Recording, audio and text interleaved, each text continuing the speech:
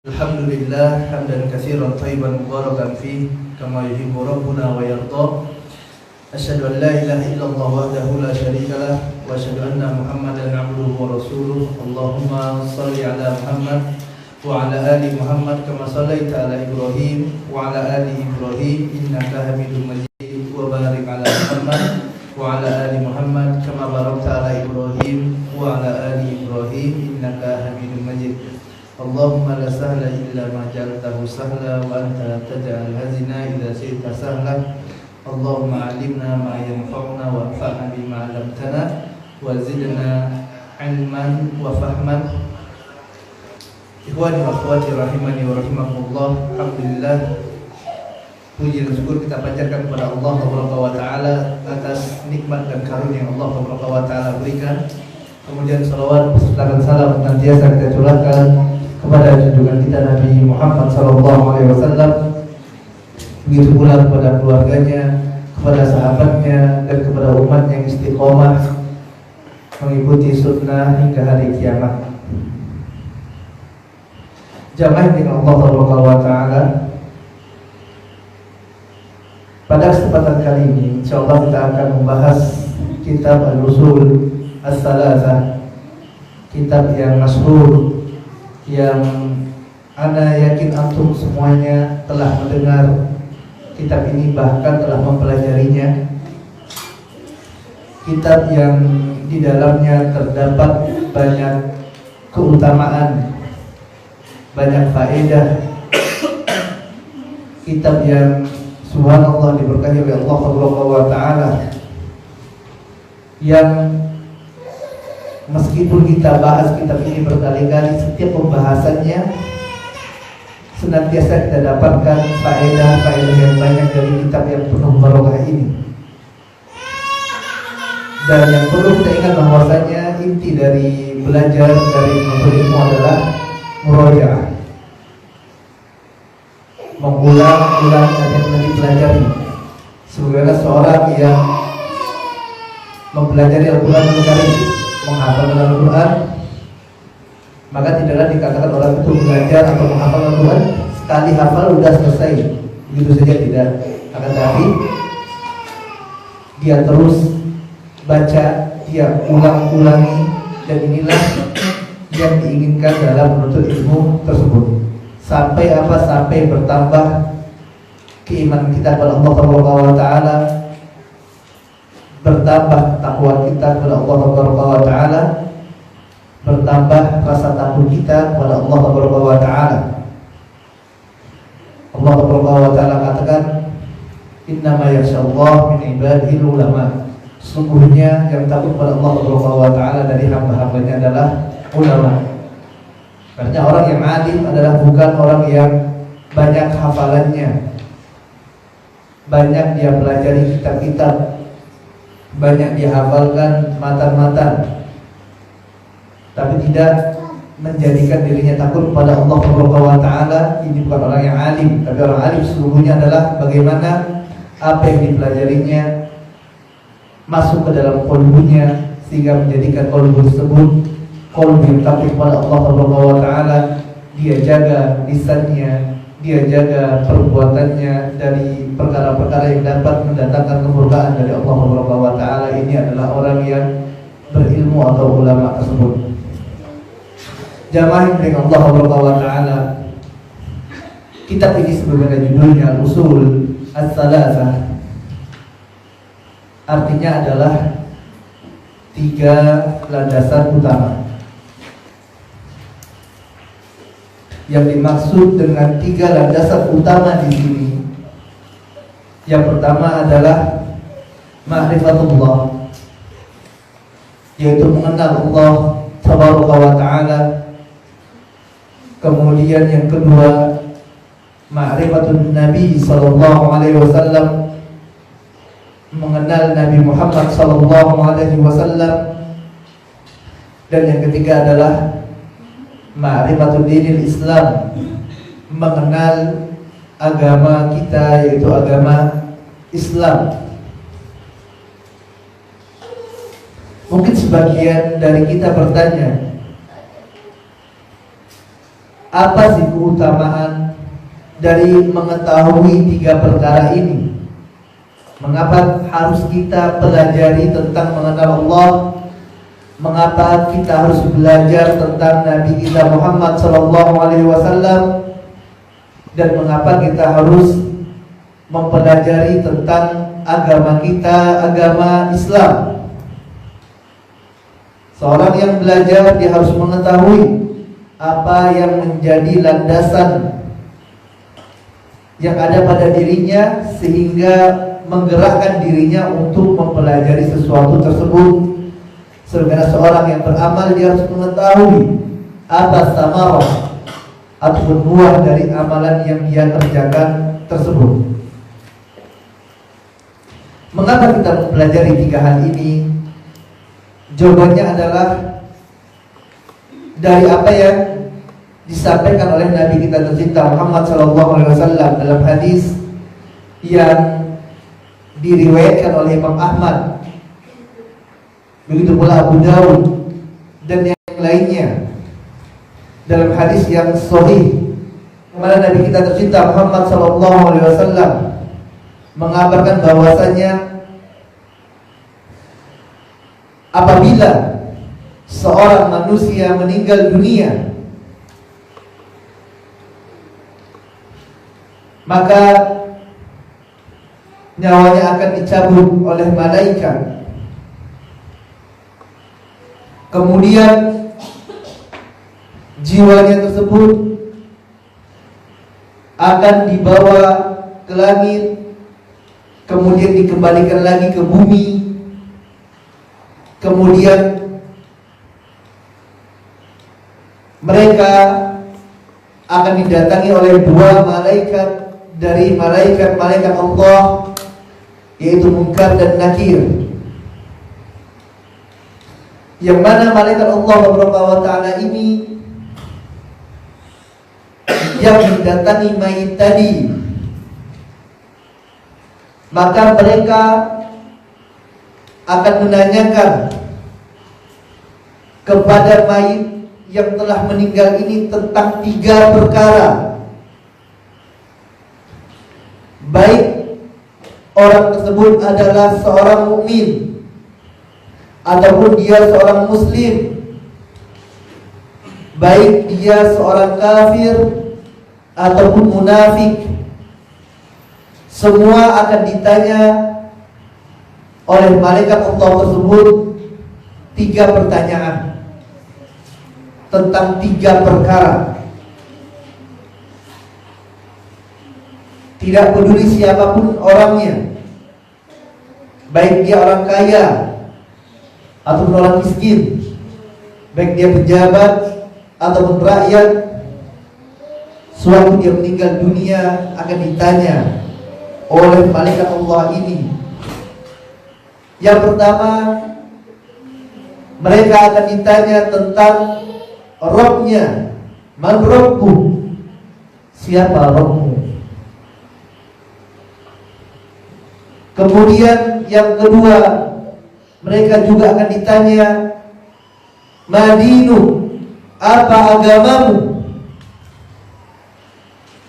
Kemudian yang ketiga, mereka akan ditanya Man Nabiyu, siapa nabimu? Setiap dari kita pasti akan ditanya oleh Allah Subhanahu wa ta'ala, kecuali mereka yang memang dikecualikan oleh Allah Subhanahu wa ta'ala dan diterangkan dalam dalil-dalilnya. Secara umum semuanya akan ditanya tentang Rabbnya, ditanya tentang nabinya, ditanya tentang agamanya. Yang mana apabila dia seorang muslim yang dia mengenal Allah Subhanahu wa ta'ala, dia mempelajari tentang Rabbnya Allah Subhanahu wa ta'ala, dia penuhi hak-hak Allah, dia jauhi larangan-larangan Allah, dia tunaikan apa yang Allah Subhanahu wa ta'ala perintahkan, Dia jauhi apa yang Allah Taala larang. Dia mengenal Nabi Muhammad sallallahu alaihi wasallam. Dia cintai Rasulullah sallallahu alaihi wasallam. Dia tunaikan hak-hak Nabi sebagai seorang Rasul, dan dia tidak berlebihan pada Nabi Muhammad sallallahu alaihi wasallam, tidak gulu. Dia mengenal agama Islam, menjalankan apa yang ada dalam agama yang mulia ini. Dia masuk ke dalam agama Islam secara kafah, secara sempurna. Maka dia akan menjawab pertanyaan kedua malaikat ini, dan dia akan mengatakan, Rabbu adalah Allah, Nabiku adalah Muhammad sallallahu alaihi wasallam, agamaku adalah agama Islam. Namun sebaliknya, apabila orang ini adalah orang yang kafir,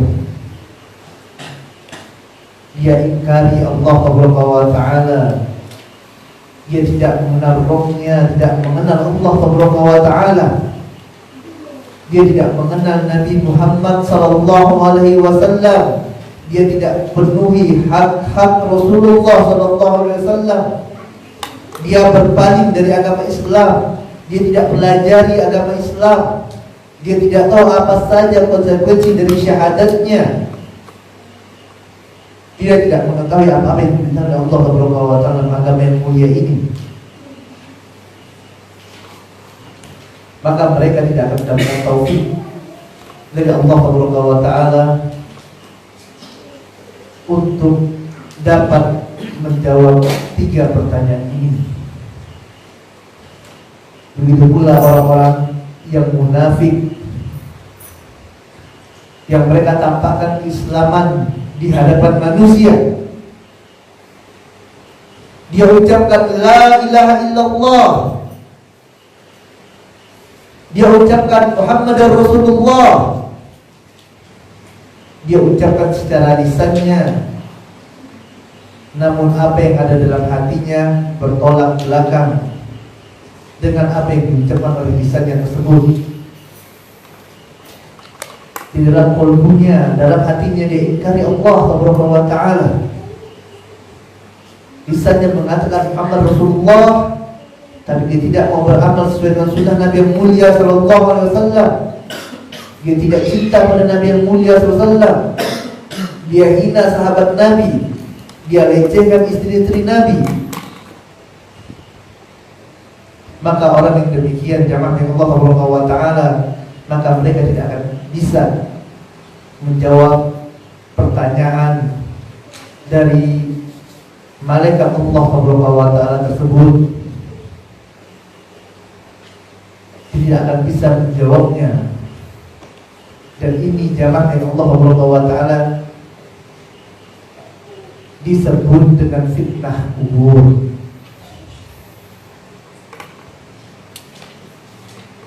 Sebagaimana hadis dikatakan dan dikabar oleh Nabi tercinta Muhammad sallallahu alaihi wasallam, yang mana ketika orang munafik ditanya tentang 3 pertanyaan ini, mereka akan katakan la adri. Dia tidak tahu. Dahulu kami dengar mereka manusia mengatakan begini dan begini. Mereka tidak mengetahui. Artinya mereka tidak akan bisa menjawab pertanyaan dari malaikat-malaikat Allah ini. Walaupun di dunia orang-orang munafik tadi mengatakan la ilaha illallah, sebagaimana kaum muslimin mengucapkan la ilaha illallah. Di dunia mereka katakan Muhammad Rasulullah, sebagaimana kaum muslimin mengucapkan Muhammad Rasulullah. Akan tetapi sewaktu ditanya oleh malaikat Allah di kubur, mereka tidak bisa menjawabnya dikarenakan ucapan yang keluar dari lisan mereka sewaktu di dunia bukanlah ucapan yang ikhlas, bukanlah ucapan yang didasarkan dari hati-hati mereka, akan tapi hanya secara zahir. Mereka hanya menampakkan keislaman untuk mencari keuntungan dunia, akan tapi apa yang ada dalam hatinya bertolak belakang dengan yang diucapkan oleh lisannya.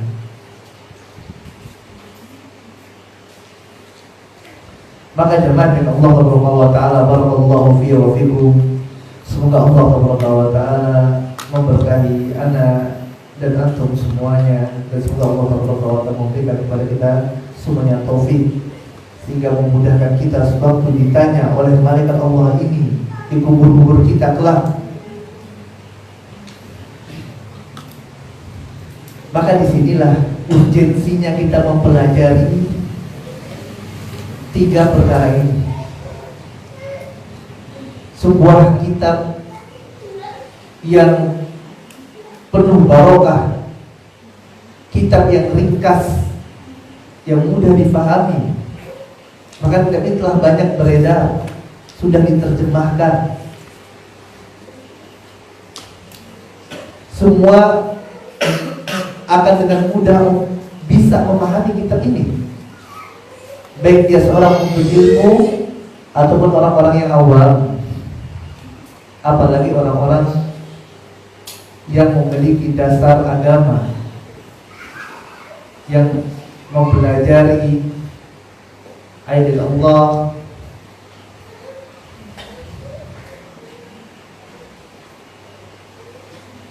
dan kita pelajari kitab yang mulia ini. Harap kita adalah Allah Subhanahu wa taala akan mudahkan kita kelak sewaktu datang waktunya, dan waktu itu pasti akan datang. La raiba fihi, tidak boleh ada keraguan. Kita harus yakin seyakin-yakinnya. Kalau kita tidak yakin sedikit saja ada keraguan, bahaya pada iman kita. Tentang fitnah kubur. Harapan kita ketika kita mau pelajari kitab ini, maka Allah akan memberikan kepada kita kemudahan. Allah berikan kepada kita taufik untuk dapat menjawab pertanyaan dari malaikat Allah Ta'ala tersebut.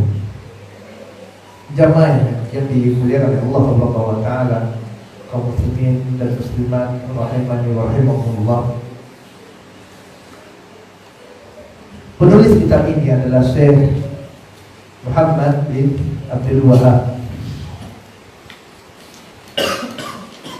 Beliau adalah seorang yang alim, seorang yang gigih dalam dakwah, mengajak manusia untuk mentauhidkan Allah Subhanahu wa taala, mengajak manusia untuk kembali kepada sunnah Nabi yang mulia sallallahu alaihi wasallam. Beliau rahimahullah taala anhu dilahirkan di sebuah daerah yang berada di Jazirah Arab yang dinamakan dengan Uyainah pada tahun 1115 Hijriah.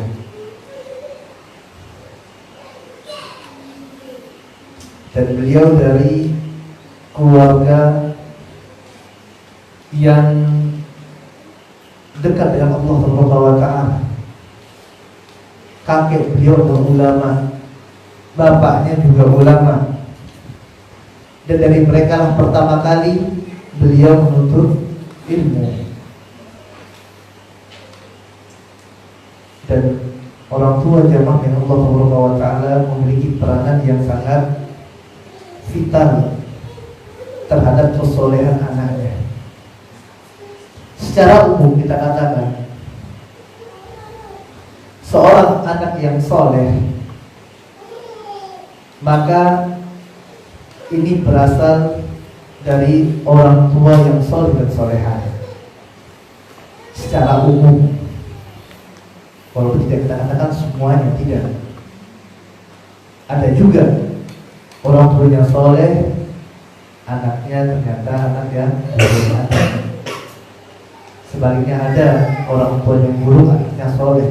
Tapi secara umum kita katakan bahwasanya seorang anak yang soleh ini asalnya adalah dari orang tua yang soleh dan solehah. Rasulullah SAW mengatakan, al-mar'u ala dini khalili. Sungguhnya seorang itu kita lihat dari agama teman dekatnya. Maka teman ini akan memberikan dampak yang sangat besar bagi baik buruknya orang tersebut. Maka kita katakan, kalau seandainya teman saja ini memiliki dampak ataupun pengaruh yang besar bagi baik buruknya seseorang, maka orang tua ini lebih utama lagi. Siapa yang paling dekat dengan seorang anak daripada ayah dan ibunya? Ayah dan ibu yang menjadi tolak ukurnya, menjadi panutan mereka, yang mereka lihat apa yang dilakukan oleh ayah dan ibunya setiap harinya. Jadi pasti memberikan pengaruh yang besar bagi anak-anaknya. Seorang anak yang melihat ayahnya membaca Al-Quranul Karim, pasti dia akan memberikan bekas di dalam kolbunya.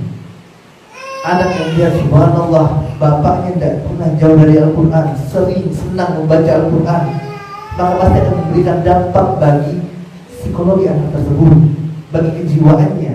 Oh iya, adik suka baca Quran. Oh ini umi anak suka baca Al-Quran. Seorang anak yang dia bangun pada malam hari, dia dapati ayah dan ibunya sedang sholat malam. Subhanallah, pasti memberikan dampak.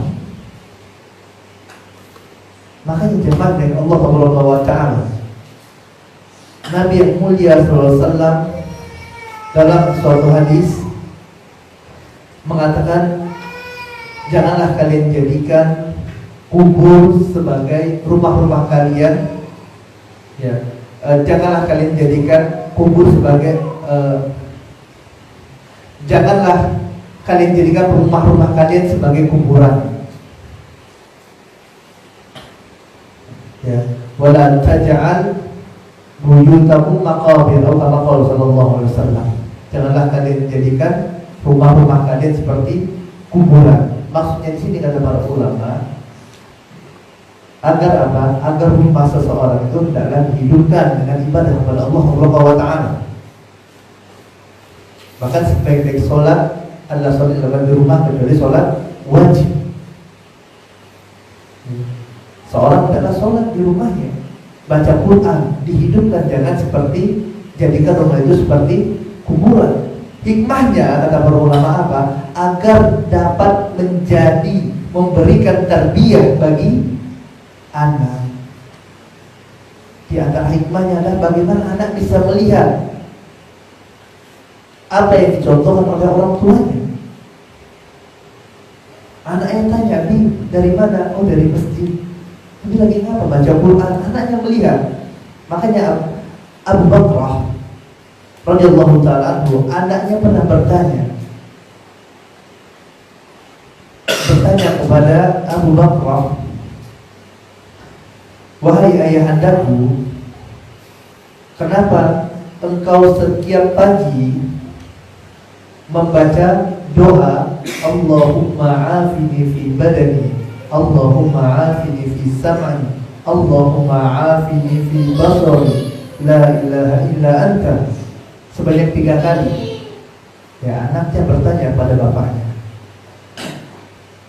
"Ya Allah, berikanlah keselamatan bagiku, bagi dalam tubuhku. Ya Allah, berikanlah keselamatan pada pendengaranku, berikanlah keselamatan pada penglihatanku. La ilaha illa anta, tidak ada roh, tidak ada ilah kecuali engkau. Kenapa wahai ayahandaku engkau baca ini setiap pagi 3 kali?" Maka Abu Bakar mengatakan bahwasanya, sesungguhnya aku mendengar Rasulullah SAW melakukan hal yang demikian, maka aku ingin mengikuti sunnah Nabi yang mulia SAW. Sahihnya di sabda Nabi SAW, kita lihat bagaimana perhatiannya seorang anak kepada amalan dari orang tuanya. Anak-anak melihat apa yang dilakukan oleh orang tuanya, mereka memperhatikan.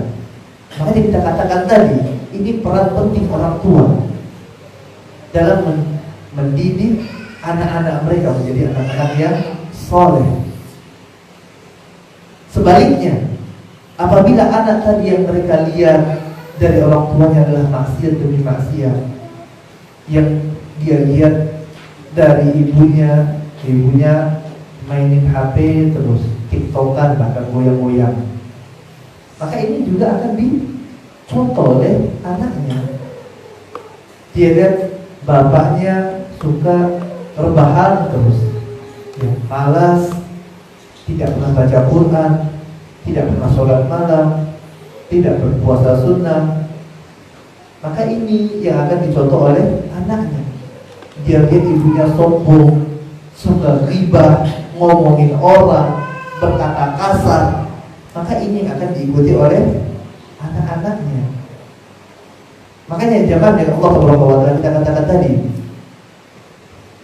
anak ini akan sangat terpengaruh dari orang tuanya. Dan beliau rahimahullah ta'ala, Syekh Muhammad bin Wahab adalah seorang yang berasal dari keluarga para ulama. Kakek beliau seorang ulama, bapaknya seorang ulama. Makanya beliau rahimahullah sudah hafal Quran pada saat usia 10 tahun, subhanallah. Kemudian beliau juga belajar di hadapan para ulama di kota Makkah, di Madinah, dan di antara guru beliau rahimahullah ta'ala adalah Syekh Muhammad Al-Hayyah As-Sindi rahimahullah. Jadi adalah suatu kekeliruan apabila ada orang yang mengatakan bahwa Syekh Muhammad bin Wahab tidak punya guru. Ya, ini adalah suatu yang salah. Beliau rahimahullah ta'ala berdakwah kepada agama Allah, mengajak manusia untuk mentauhidkan Allah Subhanahu wa taala dan mengajak manusia untuk memerangi kesyirikan, mengajak manusia untuk menegakkan sunnah Nabi yang mulia sallallahu alaihi wasallam dan menjauhkan segala macam bentuk bid'ah dan khurafat. Ini dakwah beliau, mengajak manusia kepada la ilaha illallah, mengajak manusia kepada syahadat wa anna Muhammadar Rasulullah. Makanya kita akan dapat di dalam kitab-kitab beliau yang tidak akan jauh pembahasannya dari perkara tauhid pada Allah Subhanahu wa taala. Tidak akan jauh dari pembahasan mengingatkan manusia kepada bahayanya kesyirikan, mengajak manusia untuk menegakkan sunnah Nabi, menjauhkan segala macam amalan-amalan yang tidak ada contoh dari Nabi yang mulia sallallahu alaihi wasallam. Maka kita lihat di antara kitab beliau rahimahullah, di antara kitab tauhid, kemudian Qawaidul Arba, Usul Sittah, Usul Iman, Kasfus Subhat, dan di antaranya kita bahas ini yaitu Usul As-Salasah. Ini kitab-kitab yang subhanallah yang bahas tauhid kepada Allah Subhanahu wa taala. Makanya apabila kita mau fair menilai beliau, lihat kata tulisnya, jangan termakan fitnah dari orang-orang yang benci kepada agama Allah, orang-orang yang tidak ingin tersebar dakwah tauhid. Buka diri kalian apa yang ditulis oleh beliau rahimahullah. Silakan untuk menilai apakah benar apa yang difitnahkan kepada beliau rahimahullah ataukah tidak. Beliau zaman dengan Allah Subhanahu wa taala rahimahullah taala meninggal dunia pada tahun 1206 Hijriah. Ini sedikit tentang muallif dari kitab Ushul Salasah ini, yaitu Syekh Muhammad bin Abdul Wahhab rahimahullahu taala anhu. Jamaah yang dimuliakan Allah Subhanahu wa taala, barakallahu fiikum. Semoga Allah Subhanahu wa taala memberkahi ana dan antum semuanya. Muallif memulai pembahasan kitab Ushul Salasah ini dengan muqaddimah, pembukaan yang sangat bermanfaat. Beliau bawakan basmalah, Bismillahirrahmanirrahim, dengan menyebut nama Allah yang Maha Pengasih lagi Maha Penyayang. Bismillahirrahmanirrahim. Para ulama menjelaskan apa yang melatar belakangi Syekh Muhammad bin Abdul Wahhab memulai kitabnya dengan basmalah. Yang pertama adalah mengikuti kitab Allah, mengikuti Al-Quranul Karim, karena Allah Subhanahu wa taala memulai kitabnya yaitu Al-Quran dengan basmalah. Maka Syekh Muhammad bin Abdul Wahhab rahimahullahu taala memulai kitab beliau juga dengan bismillah, dengan basmalah. Ini yang pertama. Yang kedua adalah beliau ingin mengikuti Rasulullah SAW, yang mana ketika Rasulullah SAW mengirim surat kepada para kaisar, para raja, para pemimpin dunia pada masa beliau, Rasulullah SAW memulai suratnya dengan basmalah. Makanya para ulama menjelaskan di antara sunnah kalau kita menulis pesan, yang menulis surat pesan, maka awali dengan basmalah. Kenapa? Karena Rasulullah SAW mengawali suratnya dengan basmalah. Ya, ini adalah dua sebab kata para ulama kenapa Syekh Muhammad bin Abdul Wahhab rahimahullah ta'ala memulai kitabnya ini dengan basmalah.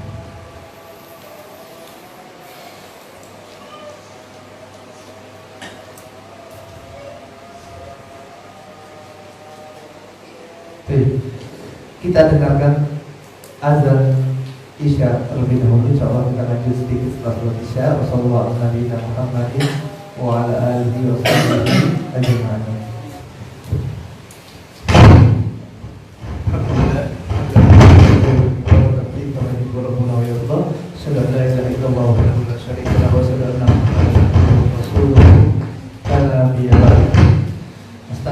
Kita lanjutkan kita yang sedikit. Muallif rahimahullah memulai kitabnya dengan basmalah, Bismillahirrahmanirrahim.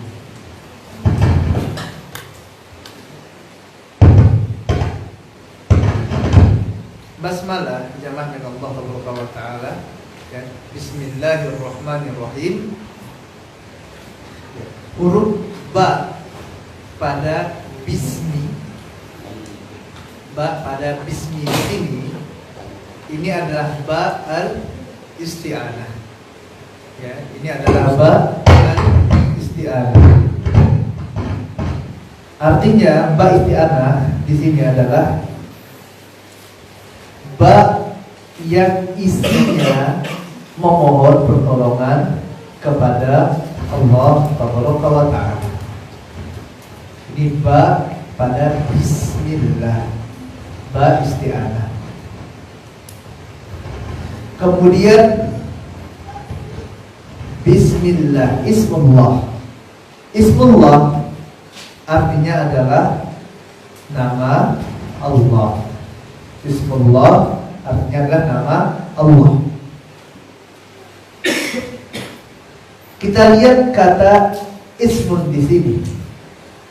Pada Bismillah, ismun ini adalah kata mufrad. Ya, ismun itu mufrad. Apa jamaknya? Asma. Dan di dalam bahasa Arab, isim mufrad apabila dia idhofah, ya, disandarkan, maka maknanya adalah mencakup keseluruhan. Ini isim mufrad apabila dia disandarkan, maknanya adalah keseluruhan, mencakup semuanya. Artinya sewaktu kita mengatakan Ismullah, artinya adalah seluruh nama Allah.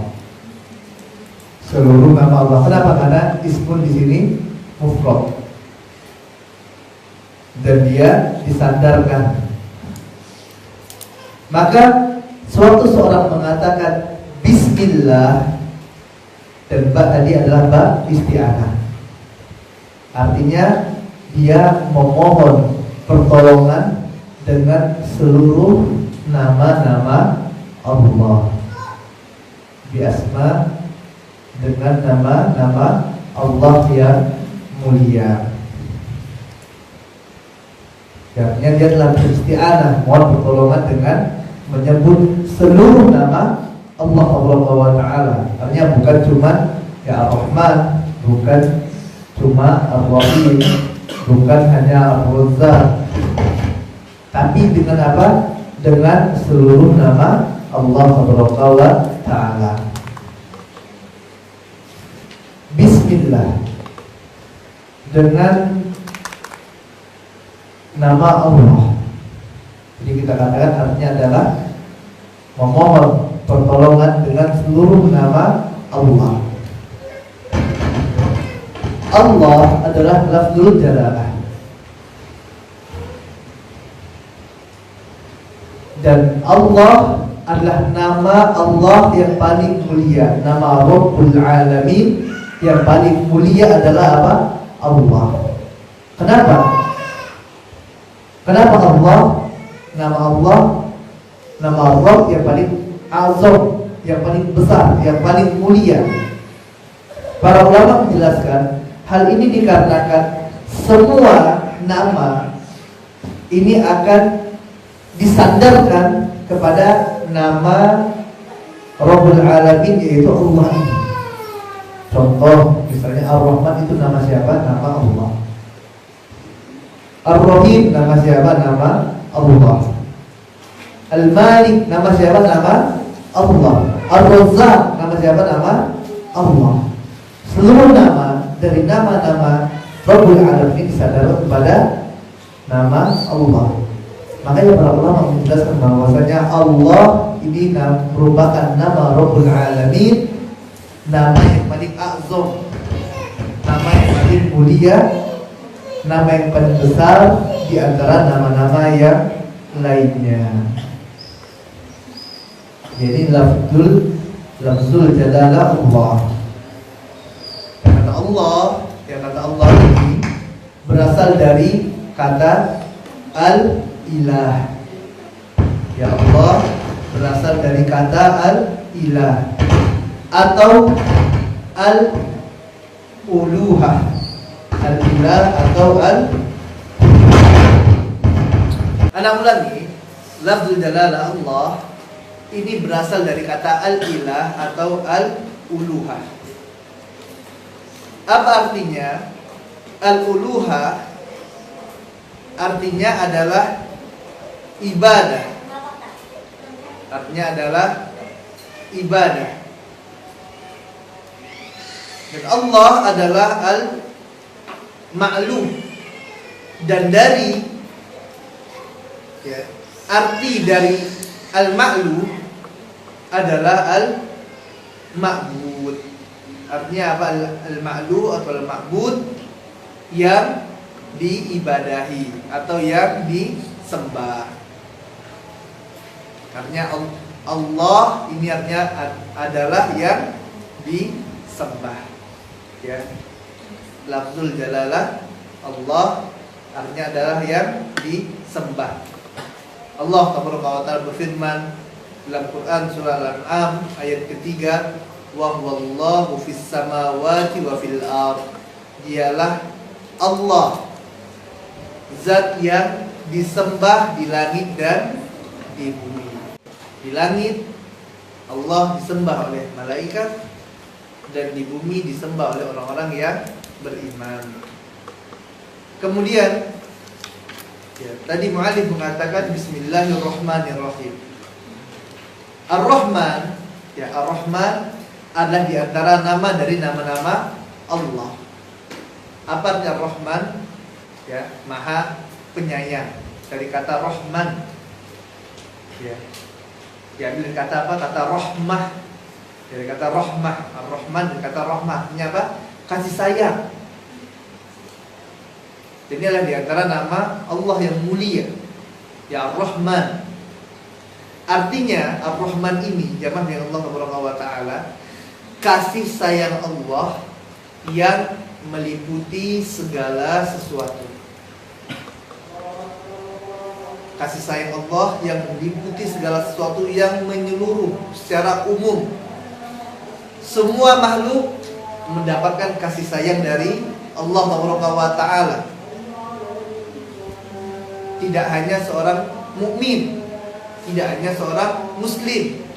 Orang-orang kufar mendapatkan kasih sayang dari Allah Subhanahu wa taala. Mendapatkan apa? Rahmat dari Allah Subhanahu wa taala. Ini kasih sayang yang sifatnya umum. Kok bisa Ustaz? Orang-orang kufar dapat kasih sayang dari Allah, maksudnya gimana? Dapat rahmat dari Allah ini seperti apa? Kita lihat jamaah dengan Allah Subhanahu wa taala. Orang-orang kufar dapat rezeki tidak dari Allah? Dapat.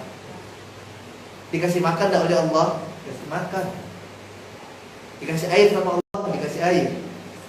Mereka berbahagia, dikasih harta. Memiliki anak-anak, memiliki istri, memiliki suami. Siapa yang memberi? Allah Subhanahu wa taala. Ini rahmat Allah.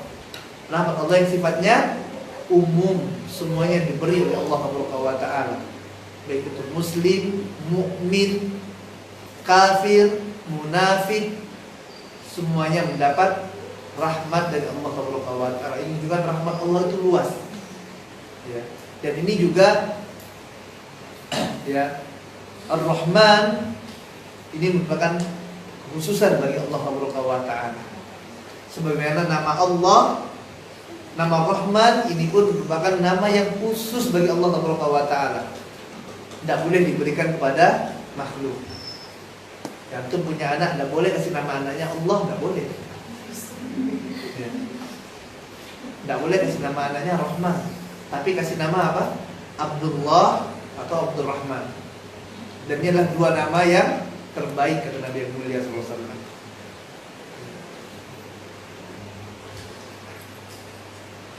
Adapun Ar-Rahim, Rahim ini artinya rahmat Allah yang lebih khusus, yang hanya Allah Taala berikan bagi orang-orang yang beriman saja. Kalau Rahman ini semuanya rahmat Allah yang diberikan kepada muslim ataupun yang non-muslim. Adapun Rahim ini hanya Allah Taala berikan kepada orang-orang yang beriman saja. Contohnya apa? Hidayah iman, hidayah Islam, hidayah dapat melihat kebenaran, hidayah dapat merasakan kenikmatan menuntut ilmu, hidayah dapat merasakan manisnya iman, hidayah dapat merasakan lezatnya beribadah kepada Allah Subhanahu wa taala. Hidayah bagaimana merasakan kenikmatan sewaktu membaca Al-Qur'anul Karim, sewaktu sholat, merasakan kebahagiaan, merasa dekat dirinya dengan Allah Subhanahu wa taala. Dan rahmat ini, ya, kasih sayang ini tidaklah Allah Subhanahu wa taala berikan kecuali kepada hamba-hambanya yang beriman kepada Allah Subhanahu wa taala.